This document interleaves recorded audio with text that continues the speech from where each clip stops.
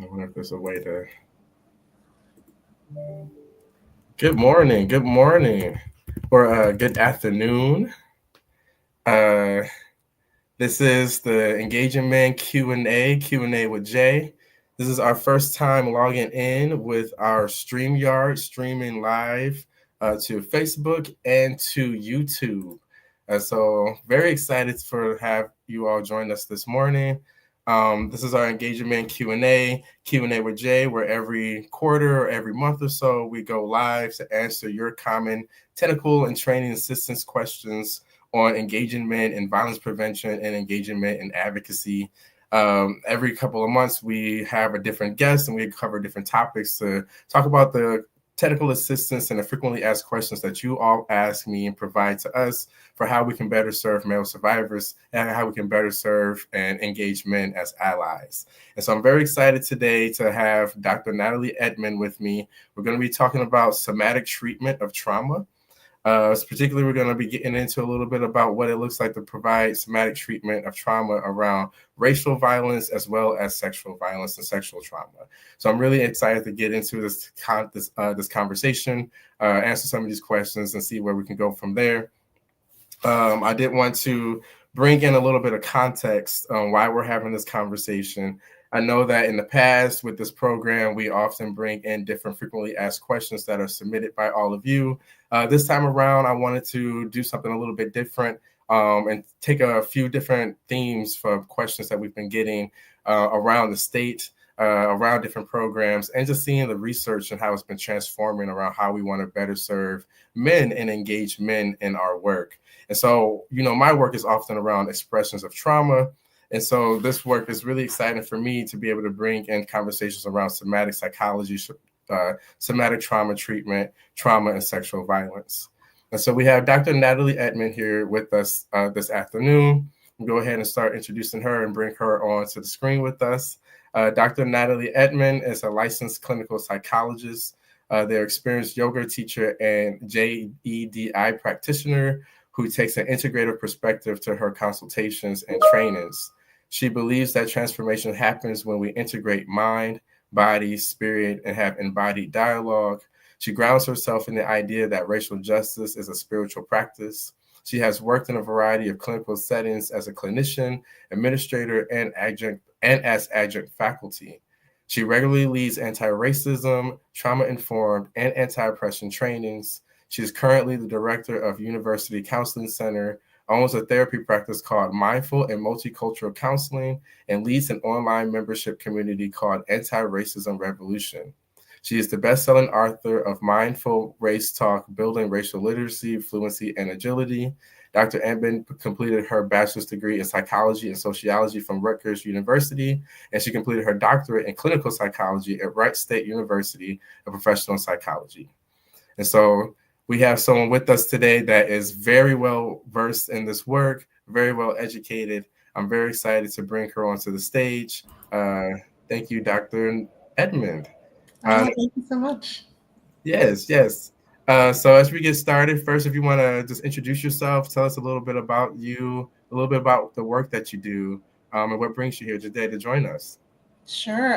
When you reached out to me to talk about men and trauma, I thought, I'd have to show up for this because I think it's a topic that's so often neglected. And I think, I've been a trauma therapist for more than 20 years now. And I think about how much our world is changing, how much our world is stressed, and how much we have to care for all beings in this world. And I think about how men and women and non-binary people and trans people are just socialized differently. And so we all experience trauma. We all have vulnerability to trauma, but the ways that it shows up differs based on identity and time that we grew up in. And I think about being the daughter of Haitian immigrants and the ways in which, my parents' kind of assimilation and acculturation to United States culture impacted my own sense of who I am and how I express emotions. And then on top of that, being a psychologist who really cares about the mental health and well-being of everyone, I think I want mental health treatment to be accessible to more people. And it doesn't mean that something is wrong with people, but how can people thrive? How can they be the best version of themselves and hence make the community healthier? Yes, I love that. I especially like that about like it's not about so the work of doing mental health and engaging with folks around mental health. It's not about saying that there's something wrong with you. It's like going to the doctor about anything. It's like going to get your teeth checked or getting your eyes Mhm. looked at or getting any Mhm. kind of like maintenance on your body, your mind, your emotional, your spiritual health. Those are all things to take into account. It doesn't mean there's anything wrong with you. It's just about taking care of yourself. Mhm. I think that's a very important message for men to hear in particular. Men often, as you may know, aren't the ones who are coming forward seeking help very quickly. Men aren't often told or encouraged or empowered necessarily to, investigate or reflect about what that means for themselves to take care of themselves. The conversation about men and mental health, we can have about for days. So maybe we can just start there. Where does the connection with men's trauma and men's mental health, where's that connection? We know we hear oftentimes when we hear about men and we're like, we want to work with men and engage men, the first thing that comes to mind is like men's mental health. What kind of work do you see is actually happening around that? Yeah. Well, I want to go back to your point you made about like so often men come into therapy or counseling because they're being referred by somebody else, right? So a loved one, a partner, a sibling, work related, school related. Often it's somebody else in their life who's saying, I really think you could benefit from this. And so I think so often people are coming into those kind of mental health settings kind of as reluctant participants. Mm-hmm. And so as a clinician, I just need to know that, right? That they're coming because they care about something else in their life or someone else in their life often. And so the first kind of thing is kind of how do we like destigmatize mental health, right? So my point earlier about kind of, I do a lot of things to college students these days. So I kind of at orientation kind of talk about we all have like this bus inside of ourselves that's coming to campus, right? So we could say this about like coming to college, coming to a marriage, coming to work. We have this bus full of identities and experiences, and and sometimes it gets really cluttered inside of our bus, right? Of all the things we didn't process, right? The ways that we were parented, or the ways we were neglected, or the ways in which we were taught to express emotion or avoid emotion, culture, gender, neurodiversity, all class, right? Like, are you first generation, second? Like, all that stuff is inside your bus, right? And how do we create like the healthiest bus for this season of your life? So I like the bus metaphor of thinking about if you're noticing that you are disconnected from the bus inside of yourself, or you are overwhelmed by the bus inside of yourself, how can you get some support so that it doesn't start leaking out, right? And I think about the ways in which things leak out, which could be anger, right? Rage, anxiety, difficulty sleeping, starting to have physical symptoms, disruptive relationships, right? We know that often men are socialized to either avoid emotion altogether and stuff it way down or Mm-hmm. compartmentalize it, or it like explodes, right? Because it's like a pressure cooker inside, right? And so how do we like get some harmony inside? I think of mental health as like developing harmony, not one right way, but a harmony inside of yourself. You might be a very passionate person, and therapy is not going to change you being a passionate person, but perhaps it's passionate in a way that serves you and the people in your life in a Yeah, different way. I love that. That's a really good way to put it. And I love the bus metaphor as well. I've never heard that one before. I know that the way that I'm going to adjust my light a little bit here. I know that one of the metaphors that I like to use is very similar. It's sort of like a romantic thing. I think about it like how to connect to people that we're all shooting stars that Mhm. ultimately like we're like flying through space and spinning around every day. And we're all our own galaxies by being shooting stars. We're made up of so many different things. And it can be just enough just holding ourselves together. But as we're shooting stars, we might collide with things and often we collide with each other. And so, what does that look like when we're having that collision together? How are we expressing ourselves? How are we sharing ourselves? And then how are we separating from that collision afterwards? And what are we taking with us? And then, like, how does that change or impact us as we're continuing to fly across space? Mm-hmm. So, I like the bus metaphor as well because it's very similar, like how we are having self-reflective of our responsibility of who we are, and also how that impacts others as we're on this very natural human journey of understanding ourselves better. Right. Which is, like you said, harmony. That's what mental health is. That's what that health is all about. I really appreciate that.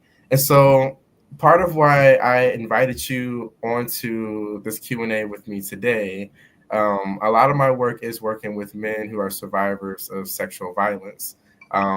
We have a fine line sometimes in the movement of ending sexual violence or how we're engaging men.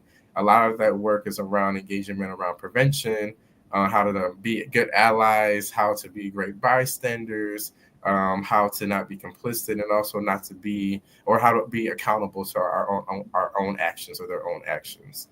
Sometimes this line is so small where we are missing a small population of men who sometimes overlaps with this population who are survivors. I do a lot of work lately on trying to understand the difference between power-based expressions of trauma and just trauma-based expressions of trauma. And part of that investigation and doing that research, I came across learning more about somatic treatment. And so this has been words I've heard all the time. It's words that we talk about when we talk about trauma. But I'm wondering if you could tell me a little bit more, like, what does that mean? What is somatic symptoms? What is somatic trauma? What is somatic trauma therapy? Sure. Yeah.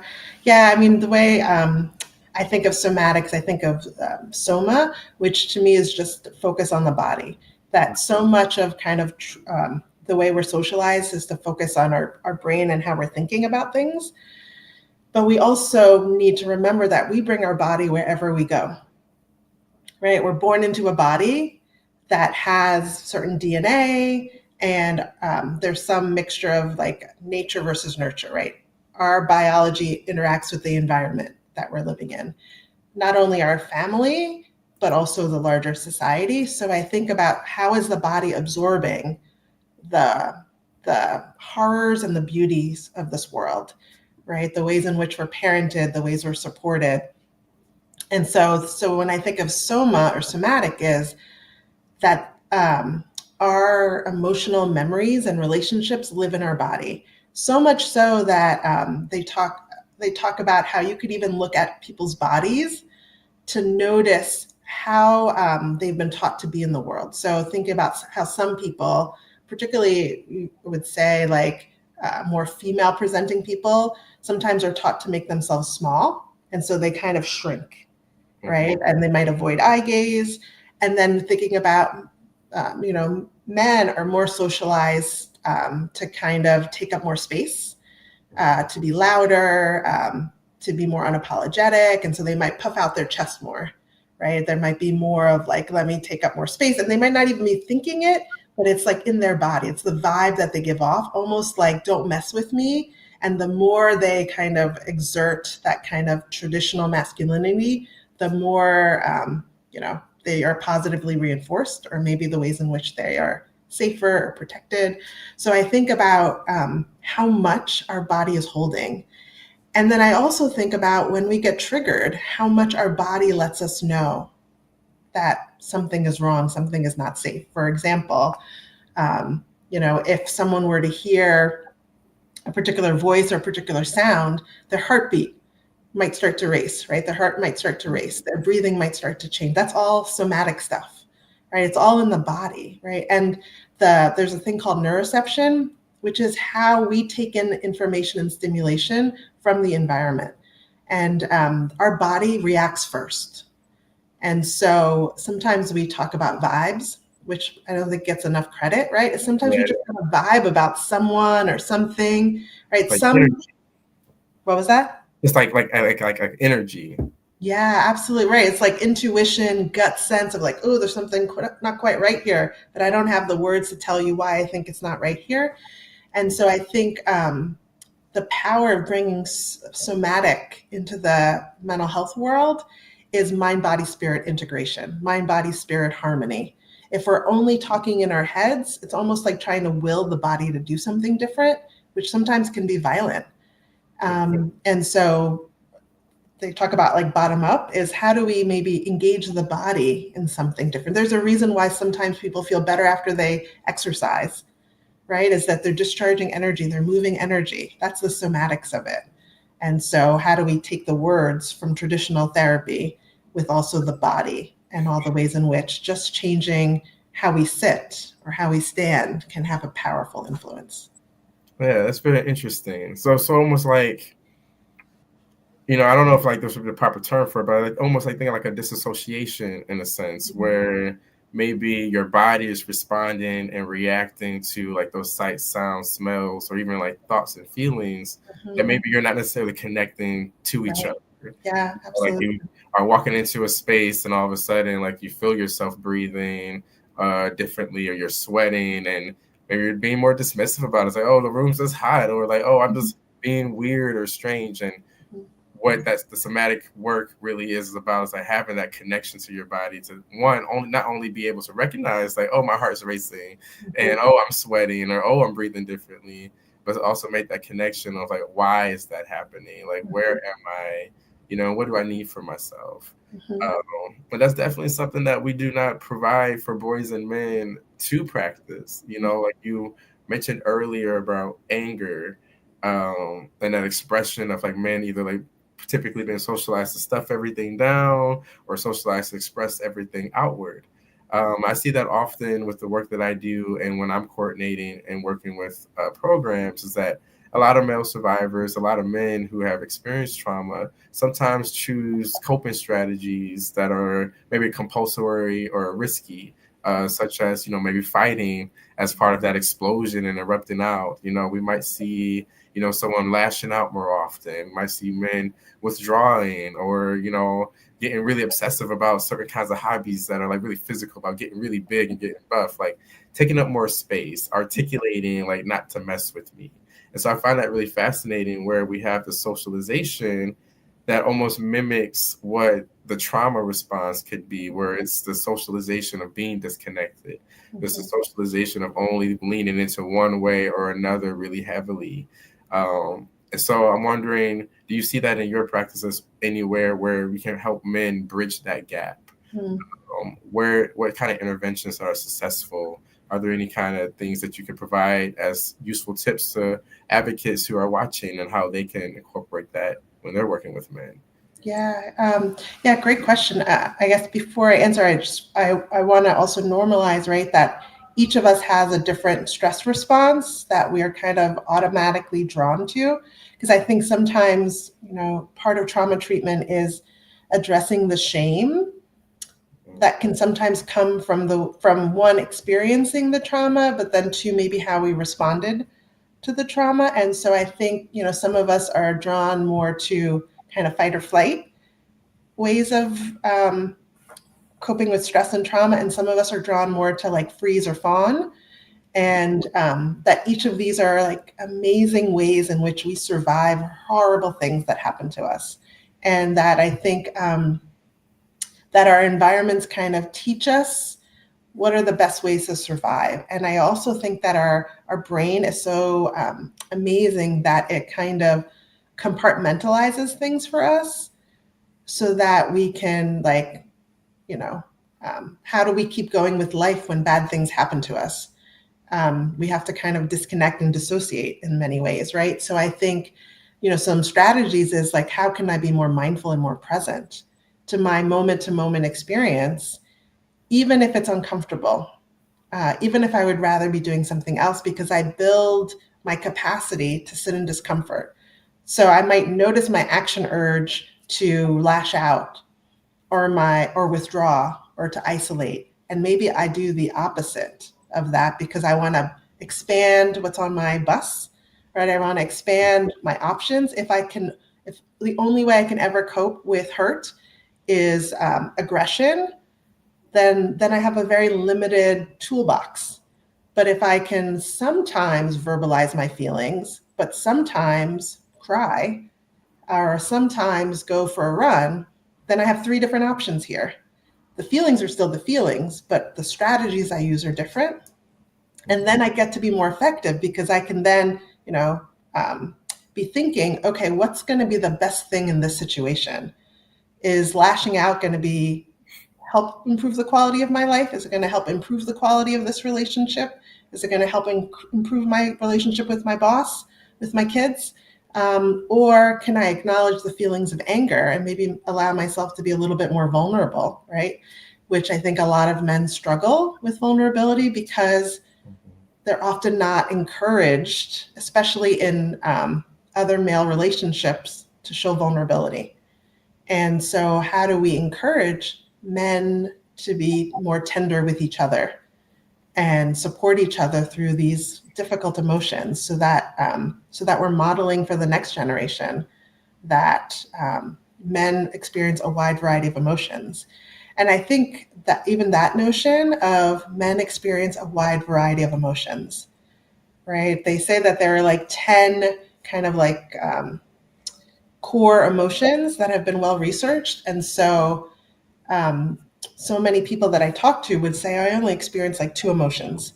But it's like, what happened to the other ones? Maybe we just don't have the vocabulary for it. So, like, part of the work might be even learning what's the difference between sad and hurt and disappointed and angry and jealous. Mm-hmm. Like, what's the difference between those?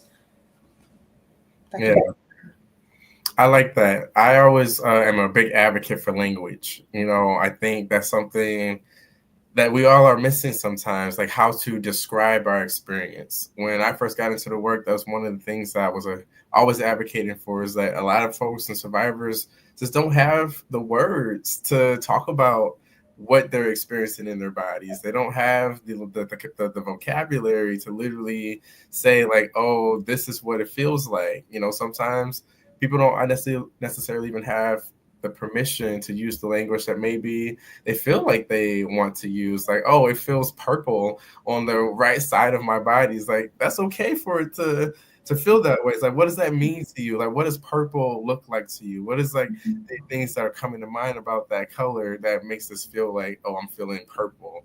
So it's like helping people expand that vocabulary and helping men and boys in particular expand their vocabulary and giving them those words is so critical. And so I really appreciate you bringing that as part of the conversation about how to really connect those things together. I had another point that I was going to say, but it'll come to me. You have so many good things, so many gems. We call them gems. So many good gems to pull out. So with that, I was also wanted to follow up. So I don't like trying to figure out the best. So thinking of like terms of like language. When we're talking to men, if we were trying to engage men and boys around like how to expand this vocabulary, if we were going to say like put out the message on how this would be a good benefit, like how can we show boys and men like this is a benefit to expand your range of emotions, after you've been told most of your life that only these two or three are the safe ones. How do we get that message that it is a benefit to expand your range of emotions? It is a benefit for all of us if you are vulnerable to ask for help, or vulnerable about what you're thinking and feeling, and opening up those options. Yeah, I mean, I think it's like finding safe relationships to play, right? I think if we can identify one or two relationships that already feel relatively safe, that we can maybe take a little bit more risk. So maybe that is with a partner or a parent or a sibling or a good friend. And I think what we know is that men do better like doing an activity and chatting versus just like sitting across from each other chatting. So, maybe that's playing cards, maybe that's, going for like a run, watching a game. So I think just trying, I'm a big believer in kind of what they talk about, like the 1% changes, like the atomic habits. So I don't think people need to revolutionize their life. I think it's just like how can I do one thing different in this conversation? Maybe share, 1% more than I would normally share, and then keep building that muscle. I love the way that somatic practitioners talk about it takes 300 repetitions to build muscle memory, and it takes 3,000 repetitions to have embodiment. And so, if we think about 300 repetitions, right? I mean, that's not even a year, right? That's almost a year. So I think about if we grew up in a household that, for years and years and years taught us to do things in a particular way, we built lots of muscle memory. We probably have that embodied. That's going to be our default way of being in the world. And so all of this is going to require us to do the opposite of what we've been socialized to do. And so, but thinking about how do you build those 300 reps? How do you build those 3,000 reps? Right. And so I think therapy is a great way to build reps, because that person is trained to let you hold space for you to talk about all the things you want to talk about without judgment. And so maybe, just building the repetitions there, a place that's not about judgment, maybe allows you to play in your life. And then maybe it becomes contagious, right? Because if we think about trauma, right, it's that 2/3 of people in the population have experienced at least one adverse childhood experience.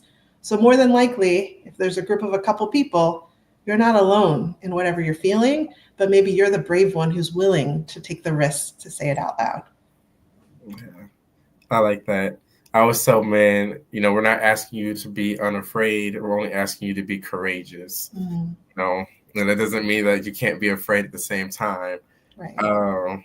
The analogy of like the 300 reps is really powerful.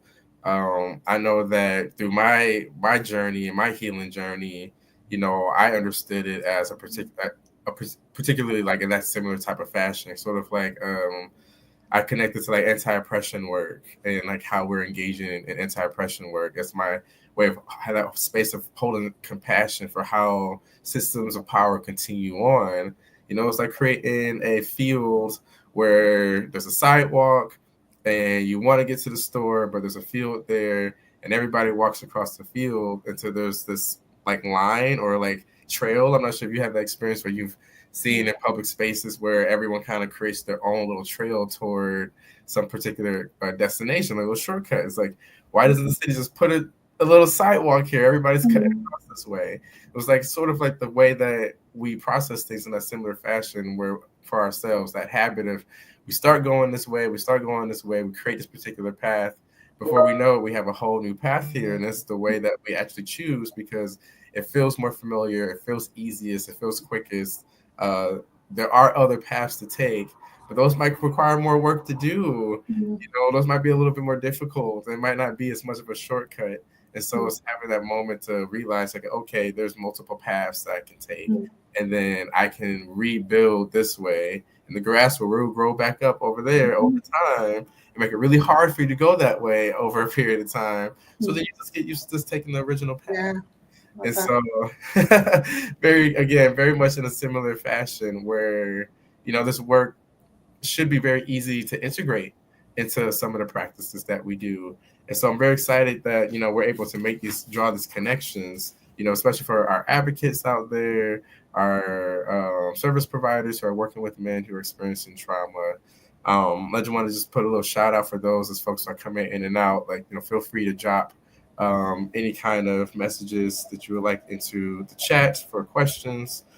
So moving right along, I think I'll just have like a couple more questions for you that I wanted to ask.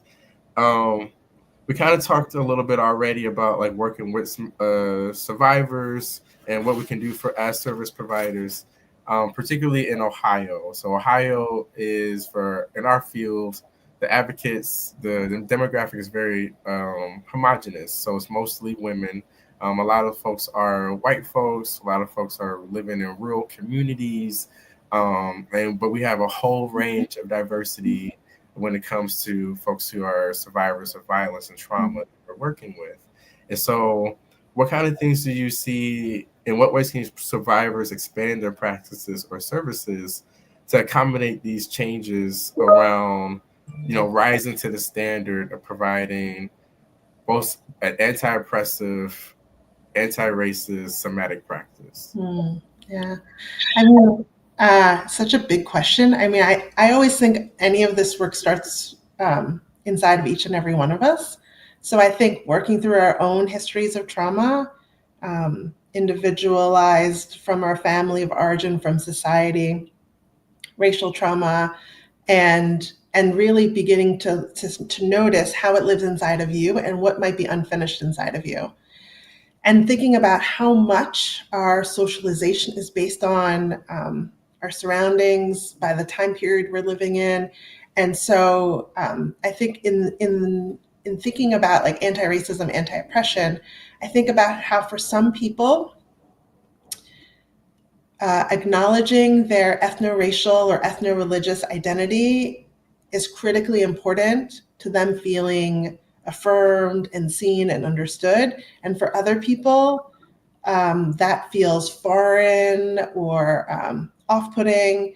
And I think that that's part of cultural competence, is understanding this person's worldview, where they're coming from, what identities are important to them, how they make sense of the world, and how do they make sense of the trauma that happened to them and how they've coped with it, how they've survived with it. So I never think it's like a one size fits all.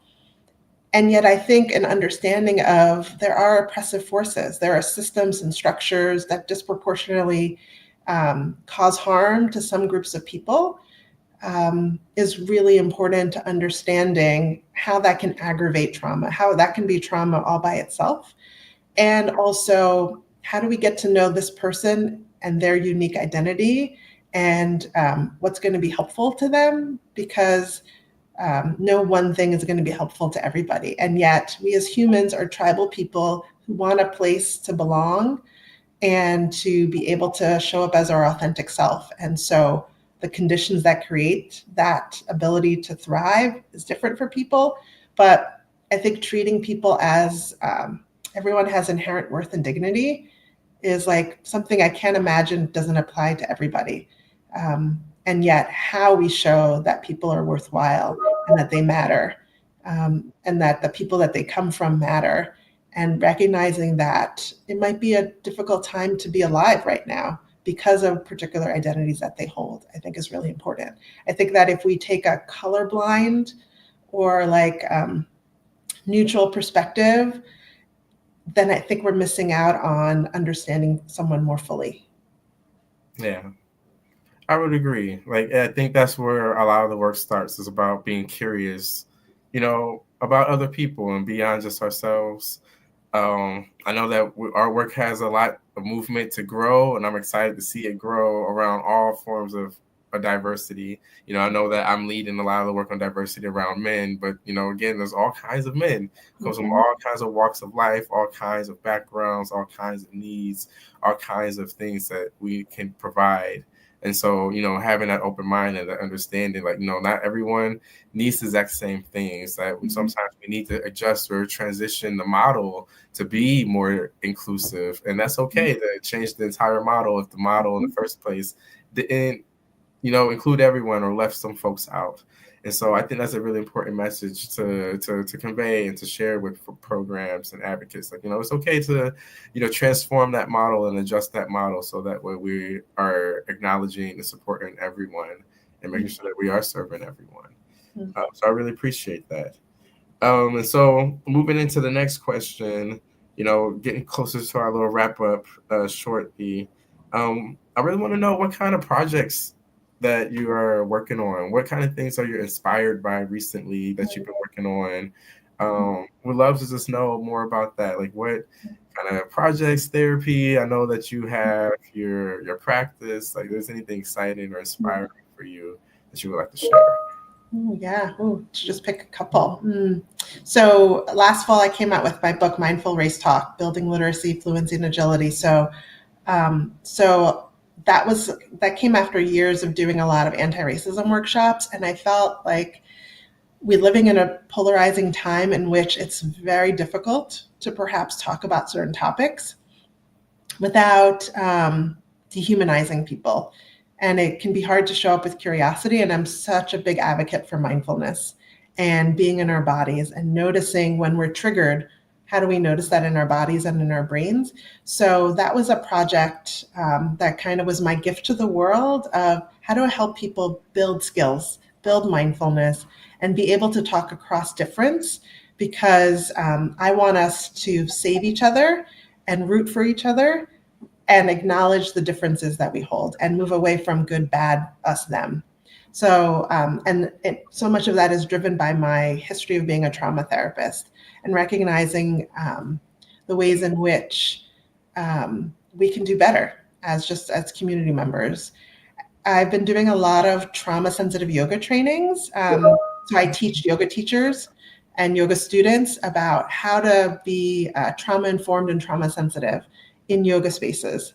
And I would want all spaces to be trauma informed because, right, 2 out of 3 people have experienced some sort of trauma in their lifetime. And so wanting to us to just assume that there's trauma in this space, trauma in this relationship. And so how do we start to ask ourselves what happened to this person versus what's wrong with this person? That everybody has a story. And I think the third thing I'm really interested in is decolonialism, right? I'm really interested in learning just about how did our country come to have the values that it does, and how do we get to this time period where there are people who are so excited about the changes happening and others that are terrified about the changes happening, and how do we build that bridge that allows more and more people to be thriving? Because I think trauma is happening before our very eyes. And how can I be a good ancestor? That's the question I'm always asking at this part of my life, is like, how can I be a good ancestor? How can I leave the world better, less traumatized, more skillful as my legacy? Yes. That's amazing. Powerful, powerful. How can I be a good ancestor? That's a good one. It's like, are we ancestors in the making? Mm-hmm. You mentioned so many powerful things there. And so I'm wondering for the folks, if you could share a little bit about like some specific activities that we can all do. You mentioned that 2/3 of the population has experienced some sort of like adverse childhood trauma or some trauma within their life. Like what are some specific practices that we can do? You mentioned things like going to therapy, you mentioned yoga. Are there anything else that folks could maybe do in their day-to-day, build into their routine, or maybe even just in the moment that they can start practicing for connecting to themselves somatically? Yeah, I think any kind of time in activity, so whether that is journaling, prayer, meditation, yoga, anything that allows you to unplug or slow down and go inside of yourself and tune in, right? It could be 1 minute at a time. Just tune in to how's it going, right? I in my book talk a lot about an acronym called SIFT-VB. So thinking about like sifting through. So S is sensations. So how's your body talking to you? I is images. What are the images that are coming and go? F is feelings. Noticing the wide range of experiences you're feeling. T is thoughts and stories that we're telling ourselves, that we're experiencing. V is vibes, like what's my gut telling me? What's the energy I'm picking up in the space? And then B is action urges, or little movements that our body is doing, right? Sometimes we notice like we're rocking or our leg is shaking.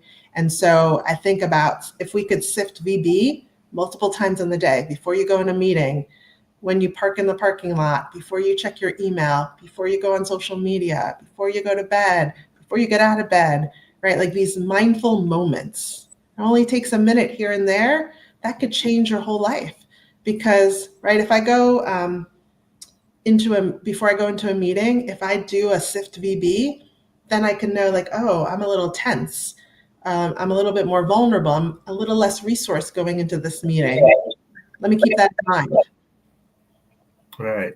I love that. Like doing that check in. And like you're saying, like the reps, right? Those will add up like pretty quickly. It's like at 1 minute, 2 minutes, 3 minutes is more than 0 minutes. So any amount of time investing into yourself and taking those moments, is more moments that you've taken to invest in yourself. And that's something to be, it's very powerful to do that. And so like I'm gonna keep that in mind for myself for sure. It's like you put a really good point. Like it's 1 minute, like every like 1 minute an hour, I can like take a breath before I go into social media. I can do a quick check-in for myself. I know one of my practices that I would share is that every morning I try to practice 10 gratitudes. So I'm one of those folks who just, it's one or the other. I rise very happily with the sun, or I am like crawling out the bed backwards like the exorcist. Like I'm not having it. Either way, I make sure that I try to start my day just like taking the time to sit down and reflect about where I am, how I'm doing, and whatever comes up, I always end with 10 gratitudes. It's a practice I try to do every morning.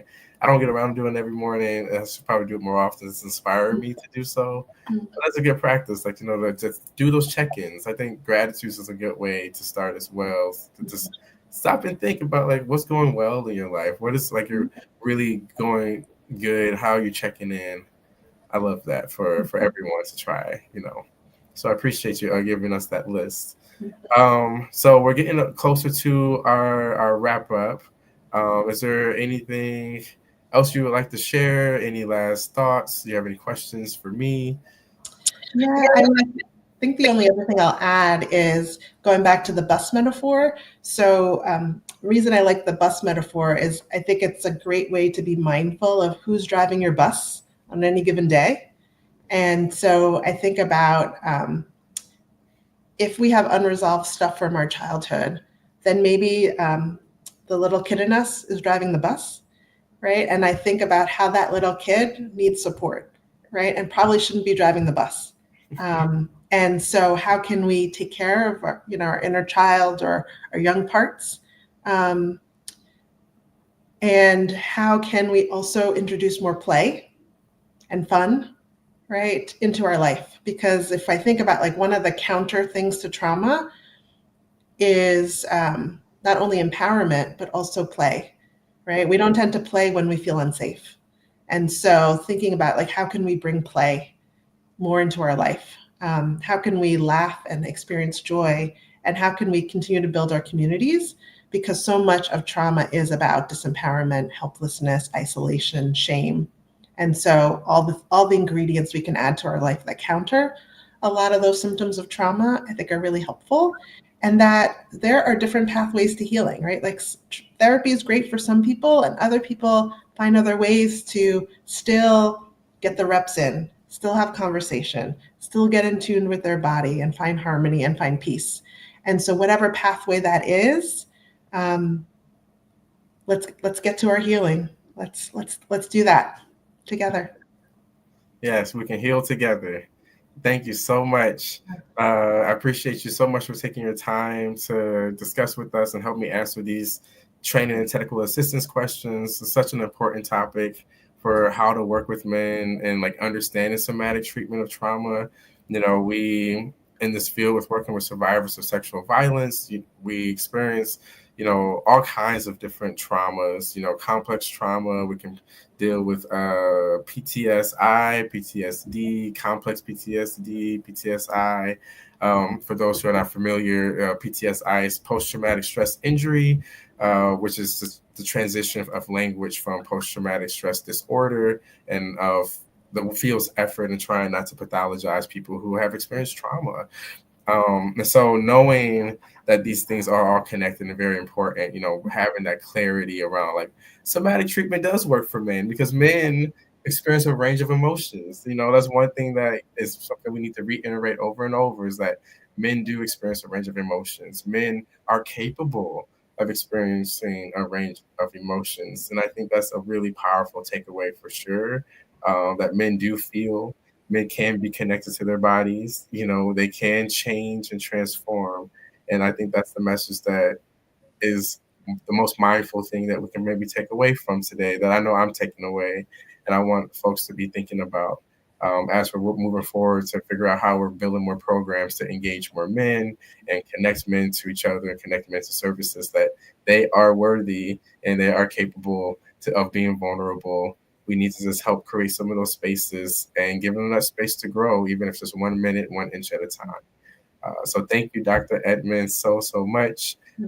We were going to have our next Q&A in just a couple of months. The next one will be covering the topic of film, masculinity, and sexual violence. I'm very excited for that one. And so looking forward to that for next time. As always, if you all would like to submit any technical assistance questions, feel free to submit anything in the comment section here on our Facebook Live or on our YouTube.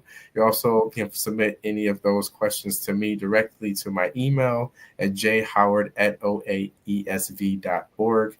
And I'll be submitting a lot of those links below, above, wherever we ended up dropping those.